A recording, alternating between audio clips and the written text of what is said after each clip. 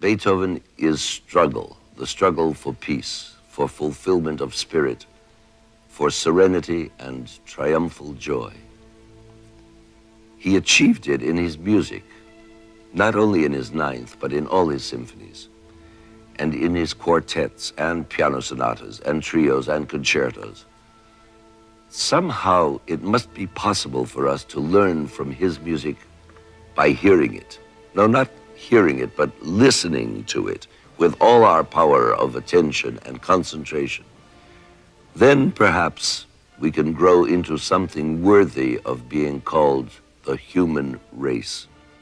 Beethoven was a huge composer for Leonard Bernstein. I mean, for any conductor, of course, but in particular, Beethoven's philosophy that he believed in the power of love and the power that humans have when they unite with each other. When I think of so many events in the world that have taken place, you know, when Bernstein was alive, there he was, you know, playing Beethoven's Ninth Symphony. When the Berlin Wall came down, you know, there he was, changing the word joy to the word freedom.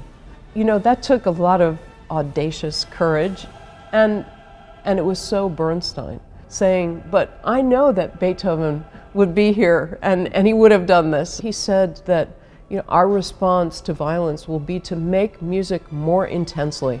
When he brought the New York Philharmonic to Russia, to the Soviet Union, for the first Western orchestra there, he's talking to the Russian people about our similarities, the similarities between the Soviet public and the American public. He's saying, you know, we may have our differences, but, you know, we can relate. Music is a universal language, and it's one that transcends bipartisanship and politics. It's one that connects us and unites us because this is something that we share as human beings.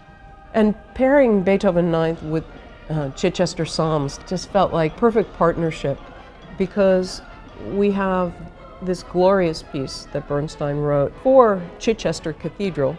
Not only is the text in Hebrew, but there are all these jazz elements. He wants to really invoke, I think, innocence and connect us to the innocence of when we were young. He calls for a boy soprano in the beautiful second movement. But I think the idea of writing a piece like this in Hebrew for this setting was just quintessential Bernstein.